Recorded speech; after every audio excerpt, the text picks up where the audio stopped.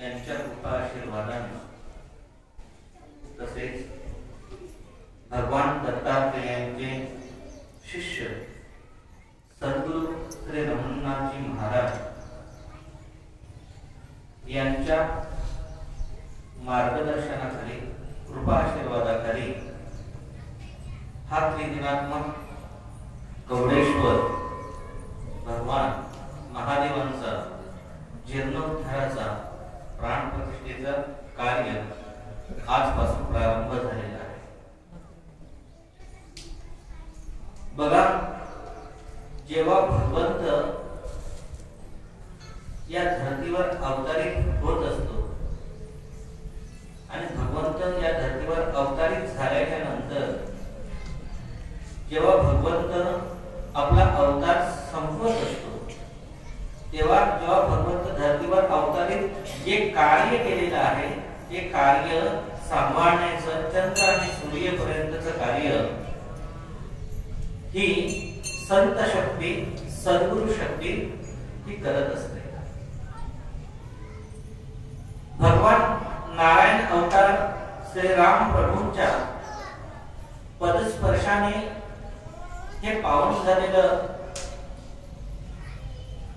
पद्मावती नदीच्या किनारी असणार कवडेश्वर महादेव मंदिराची ही भूमी आहे। बघा, श्रीराम प्रभूंनी स्वयं लक्ष्मणाने हाताने आपल्या स्वयं बनवलेले हे जे लिंग आहे या लिंगावर श्रीराम प्रभूंनी स्वयं पूजा केलेली आणि तिथे श्रीराम प्रभू पूजा करत असायचे, तिथे महादेव स्वयं प्रकट होत असायचे। म्हणून हे पहुर्गाव स्वयं महादेवाच्या शक्तीमध्ये पावन झालेलं गाव आहे। मग या ऊर्जा स्रोताच्या कार्यप्रणालीला पुन्हाच जागृत अवस्थेमध्ये कार्यान्वित करण्याकरता कुठली तरी सद्गुरु शक्ती इथे आली पाहिजे आणि त्या सद्गुरु शक्तीने हे कार्य हाती घेऊन त्या स्वयं ईश्वरी शक्तीला ही चेतना दिली पाहिजे। म्हणून सद्गुरु श्री रमणनाथ महाराजांनी हे कार्य हाती घेतलेलं आहे। बघा, इथे येण्याचं निमित्त जरी मी असलो आणि त्याला निमित्त मात्र दीपक पाटील साहेब जरी असले तरी हे परमेश्वराने योजित केलेलं कार्य आहे। येथे या महादेवाच्या स्वयं जीर्ण झालेल्या मंदिराला पुन्हाच कार्यान्वित करण्याकरता ही ईश्वराने एक योजना बनवलेली आहे आणि या योजनेचे आपण एक निमित्त मात्र आहोत। सद्गुरु कृपा ही अगाध आहे। सद्गुरु कृपा ही सूर्यासारखी अथांग अशी पूर्ण धर्तीवरील असणाऱ्या जीव मात्रेला ही प्रकाशित करत असते। परमेश्वराच्या चराचरामध्ये व्याप्त असलेल्या त्या निर्गुण निराकार स्वरूपाला त्या मनुष्याला ओळख करून देण्याची ताकद ही सद्गुरूमध्ये आहे। सूर्य हा पृथ्वीपासून किती किलोमीटर जरी लांब असला तरी सूर्याचे किरण या धर्तीवर येऊन या धर्तीवरील असणाऱ्या जीव मात्राला स्वयं तेजोमय करत असतात, प्रकाशित करत असतात आणि ही धरती प्रफुल्लित करत असतात। तसे सद्गुरु ते ईश्वराचे एक अंश आहे आणि ते या धर्तीवर अवतरित होऊन जीव मात्रांचा उद्धार करत असतात। परमेश्वर जेव्हा या भूतलावर अवतार घेत असतो तेव्हा त्याचा अवतार होण्यापूर्वी साधू संत महंत यांना या पृथ्वीवर हजारो वर्ष तपश्चर्या करून ही धरती पूर्ण शक्तिशाली बनवावी लागते आणि जेव्हा ही धरती शक्तिशाली बनते तेव्हा स्वयं परमेश्वर अवतार घेत असतात. कारण बघा, परमेश्वर हा सहस्राच्या सूर्याच्या तेजापेक्षा महान तेज त्या परमेश्वरामध्ये आहे. आणि जेव्हा तो या धरतीवर भूतलावर अवतार घेईल तेव्हा त्या धरतीला त्याची तेजता, त्याची शक्ती ही सहन झाली पाहिजे.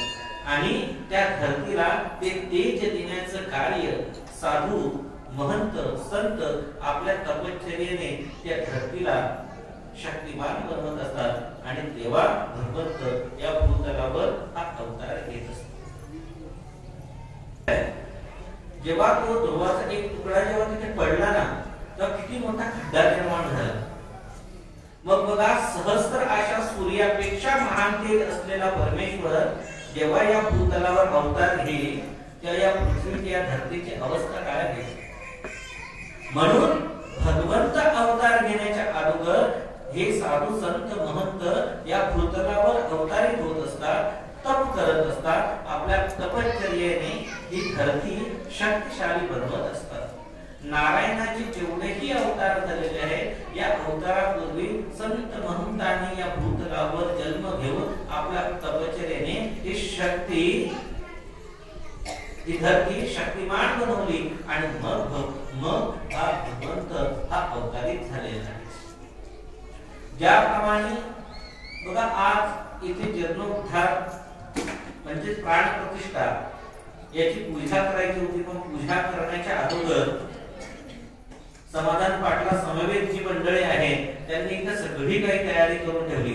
सगळी साफसफाई करून ठेवली, सगळ्या गोष्टी करून ठेवल्या. सगळ्या गोष्टी करून ठेवल्या म्हणून आम्ही ब्रह्मवृंद सहित इथे येऊन पूजा कार्याला प्रारंभ करू शकलो. जर तयारीच केली नसती तर पूजेची सुरुवात कशी झाली असती. त्याप्रमाणे साधू, संत, महंत भगवंत अवतार घेण्याच्या अगोदर स्वयं भूतलावर आपली शक्तिपात करत असतात. सांगायचा यथार्थता एवढा आहे की कौडेश्वर महादेवाच्या या भूमीवर श्रीराम प्रभूंच्या पदस्पर्शाने ही पावन झालेल्या भूमीमध्ये अनेक साधू, संत, महंतांनी या भूतलावर तपश्चर्या केलेली. या पद्मावती नदीच्या किनारी, पद्मावती नगरामध्ये अनेक साधू, संत, महंत आलेले आहेत. कारण भगवंतांचा पदस्पर्शाने पावन झालेली ही भूमी आहे. त्यांनी स्थापन केलेले हे महादेवाचं स्वयंभू लिंग आहे. आणि या लिंगाचं दर्शनाचा लाभ घेण्याकरता, इथे तप करण्याकरता अनेक साधू, महंत सुद्धा येथे येऊन गेलेले आहेत. आणि या भूमीचा आज हा कौडेश्वर महादेवाच्या प्राण प्रतिष्ठेचं कार्य आज पुनश्च त्याचा प्रारंभ आजपासून झालेला आहे. यासारखं भाग्य आहे. सद्गुरू हे जीवनामध्ये आपल्याला प्रकाश देण्याचं कार्य करत असतात. मनुष्य या भूतलावर जेव्हा जन्म घेतो ना, तेव्हा त्याचे माता पिता हे पहिले गुरु असतात. पण जन्म घेतल्याच्या नंतर आपला जन्म कशासाठी झालेला आहे. परमेश्वराने आपल्याला या भूतलावर जन्म का दिलेला आहे आणि आपला जन्म दिल्याच्या नंतर आपल्याला या भूतलावर काय करायचं आहे याचं ज्ञान हे गुरु शिवाय मिळत नाही. आणि त्याकरता हे गुरु करावे लागतात. म्हणून माता पिता हे प्रथम गुरु आहेत आणि मग सद्गुरु हे आपले तृतीय हे गुरु मानले जातात. तुम्हाला पृथ्वीवर असणारी ही सृष्टी दाखवण्याचं कार्य हे माता पिता करतात. पण या सृष्टीमध्ये निर्गुण निराकार परमेश्वर बसलेला आहे. त्या निर्गुण निराकार परमेश्वराची ओळख देण्याचं कार्य ही सद्गुरु शक्ती करत असते. आणि अशा ज्या पद्मावती नगरामध्ये कौडेश्वर महादेवाच्या स्वयंभू लिंगाच्या या निर्गुण निराकार स्वरूपामध्ये असणाऱ्या महादेवाच्या शक्ती स्वरूपाची ही आज सर्वांना आत्मानुभूती ओळख करून देण्याकरता ही सद्गुरु शक्ती इथे कार्य करता ही आलेली आहे. अग्निमन अरण्यावर जेव्हा अग्नी प्रगट करायचा होता बघा, आज भरपूर ठिकाणी पूर्वी समवेत आम्ही गेलेलो आहोत. अग्नी प्रकट करता वेळेस कधी एक पण तास जातो, कधी दोन पण तास जातात.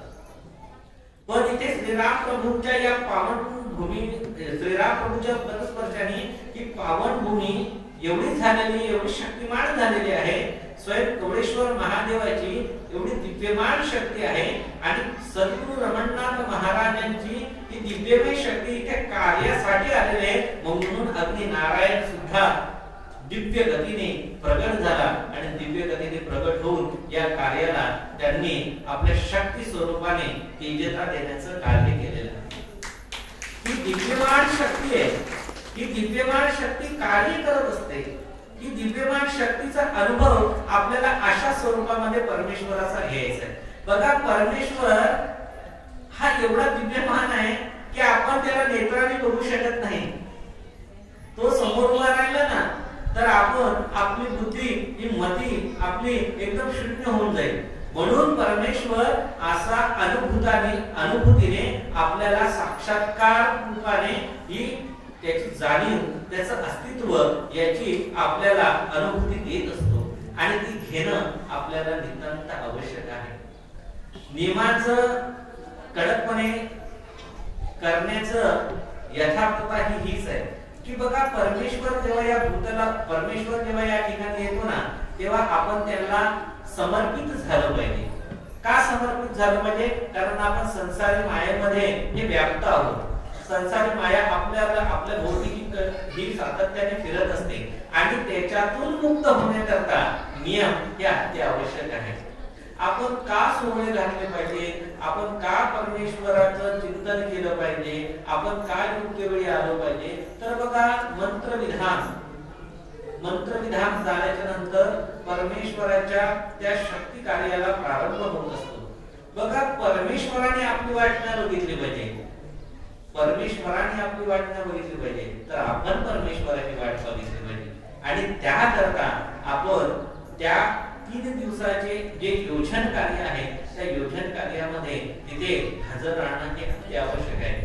बघा, परमेश्वर मी ह्यावेळी या भूमीवर कार्य करता येईल हे आम्हाला त्यांनी आदेश दिलेला असतो आणि त्यावेळी तिथे आपण सगळे हजर असणं हे अति आवश्यक आहे. म्हणून तुम्हाला त्यावेळीच तिथे हजर राहण्याकरता आणि तुमच्याकडून ही सेवा 3 दिवस करून घ्यायची आहे. म्हणून तुम्हाला हे नियमावली ही दिलेली आहे. तर सद्गुरु कृपा ही अथांग आहे. सद्गुरु कृपा ही समुद्रासारखी अविरत आहे, ती आकाशाप्रमाणे न कधी संपणारी आहे. अशी ही सद्गुरूची शक्ती या भूतलावर कार्य करत असते. आपल्या जवळच गजानन महाराजांचं दिव्यमय असं स्थान आहे. दत्त महाराजांचे 24 अनुयायी होऊन गेले. दत्त महाराजांचे 24 अनुयायी होऊन गेले आणि या 24 अनुयायांपैकी रमणनाथ महाराज हे 17वे अनुयायी होते आणि त्यामध्येच गजानन महाराज एक अनुयायी आहे. शिर्डीचे साईबाबा आहेत, शंकर महाराज आहेत. या भूतलावर ही धरती दत्तमय करण्याकरता, गुरुमय करण्याकरता यांनी अथांग रूपाने आपला शक्तिपात केलेला आहे. आज गजानन महाराजांचं या भूतलावर अवतारित कार्य तुम्हाला सांगण्याची गरज नाही, तुम्हाला त्याची कथा सुद्धा माहिती आहे. अशी ही सद्गुरु शक्ती या भूतलावर कार्य करत असते आणि प्रत्येक भक्ताला आपल्या शक्तीचा या आत्मानुभूती ही देत असते. या सद्गुरु सानिध्यामध्ये तुम्हाला 3 दिवस जेवढी सेवा करता येईल तेवढी सेवा करा आणि या कवळेश्वर महादेवाच्या या सेवेचा लाभ घ्या. गुरुजी उद्याचं नियोजन तुम्हाला देणार आहे. त्या पद्धतीने सगळ्यांनी 15 मिनिटं अगोदर हजर राहा. गुरुजींना किंवा मला सातत्याने तुम्हाला सांगण्याची गरज नाही. तुम्ही नवीन आहे, मीही मान्य करतो. तुम्ही नवीन आहात, तुम्हाला नियम माहिती नाही, पण जेव्हा एकदा तुम्हाला नियम सांगितले जातात तर एवढीच इच्छा आहे का तुम्ही त्याचं अनुकरण करावं आणि हे आपल्या सगळ्याचं हे कार्य आहे ते कवळेश्वर महादेवाची शक्ती इथे आनंदित आणि दिव्य रूपाने प्रगट व्हावी हेच आपलं एकमेव असा उद्देश आहे. आणि या उद्देशाची पूर्ती म्हणून आपण सगळ्यांनी त्या सेवेकरता समर्पित झालं पाहिजे.